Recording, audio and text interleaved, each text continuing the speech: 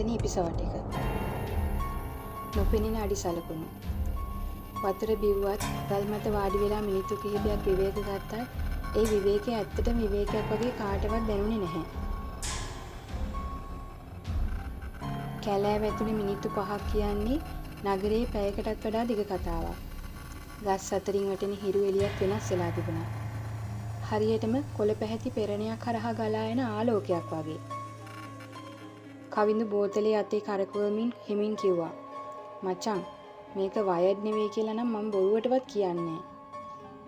Thisara hina වුණා. දැන් තමයි ඒක තේරුම් ගත්තේ.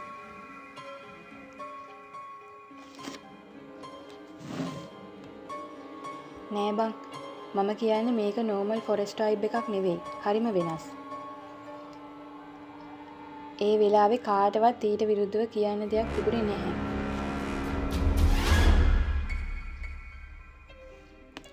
මිස්ටර් මැතිව් ටික දුරක් ඉදිරියට ගිහිල්ලා ආපහු හැරුණා. 5 minutes done. සියල්ලෝම නැගිට බෑග් උරහිස් මතට ගත්තා. නැවතත් ගමන ආරම්භ වුණා. කිසිවෙකුත් නොසිතූ ලෙස මාර්ගය අවහිර වීම නිසා ඔවුන්ගේ ගමන වඩාත් දුෂ්කර සහ වෙහෙසකාරී මාවතක් වෙත යොමු වී තිබුණා. කණ්ඩායම් පුරා රැඳී තිබුණු සිනාවත් උද්‍යෝගයත් හෙමින් අතුරුදහන් වෙමින් තිබුණේ.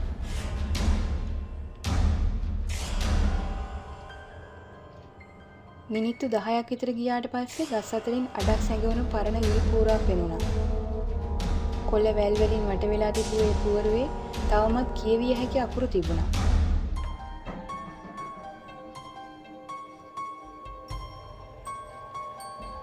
Research buffer zone.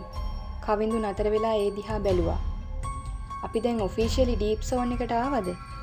looks like it. Thisara කිව්වා.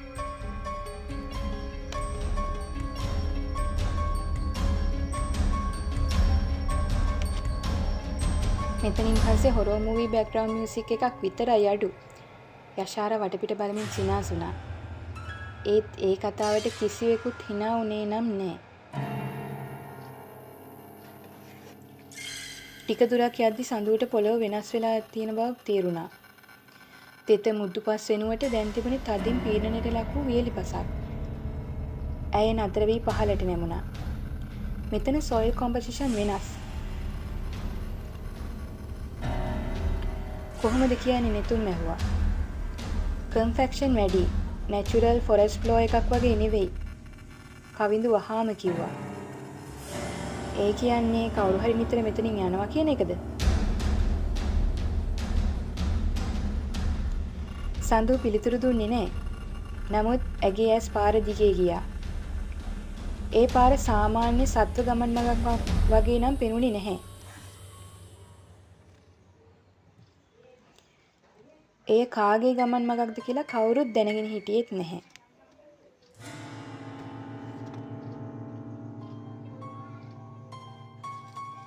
ඉදිරියෙන් ගස් අතර කුඩා හිසිඩ පෙනුණා.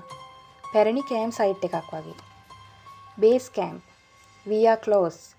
මිස්ටර් මැතිව් හෙමින් කිව්වා. ඔහුගේ හඬේ යම් අමුතු සහනයක් තිබුණා.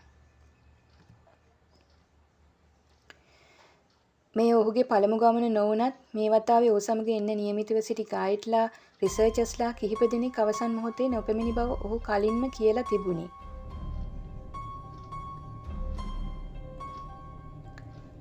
හෙට උදේ තවත් ෆොරෙස්ට් ඔෆිසර්ස්ලා local guide and research assistant කෙනෙක් අපිට ජොයින් වෙනවා. ඔහු පැහැදිලි කරා.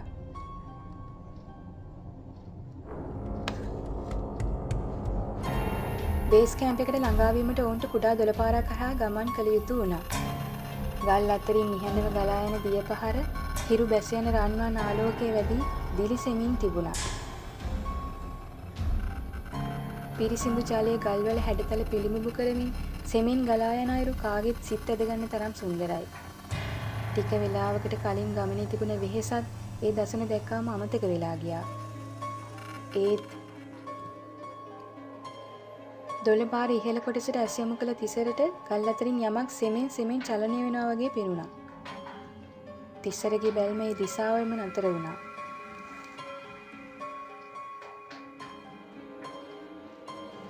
හේ, අර බලන්න. එතන කවුද ඉන්නව නේද? ඔහු හඬ පහත් කරමින් කිව්වා. සියල්ලෝම ඔහු පෙන්වූ දිසා බැලුවා. කොහෙද? යසාරා ඒ දෙසට ඇස් යොමු කරමින් ඇහුවා. අර දොළපාර උඩින් බෝයි කෙනෙක් වගේ. මොනවද මේ මිනිස්සයා කරන්නේ? තිසර තවමත් ඒ දිහාම බලාගෙන කිව්වා. යසාරා තව ටිකක් හොඳින් බැලුවා. කෝ මට නම් කිසි කෙනෙක් පේන්නේ නැහැ. තිසර නැවතත් ඒ තැන දෙස බැලුවා. ඒත් ඒ රූපේ තිබුණේ නැහැ. ඒකනේ දැන්ම මෙතන හිටියා වගේ. කොහෙද එකපාරට මතුරුද හංගුනේ? ඔහු තමාටම මුණ ගත්තා.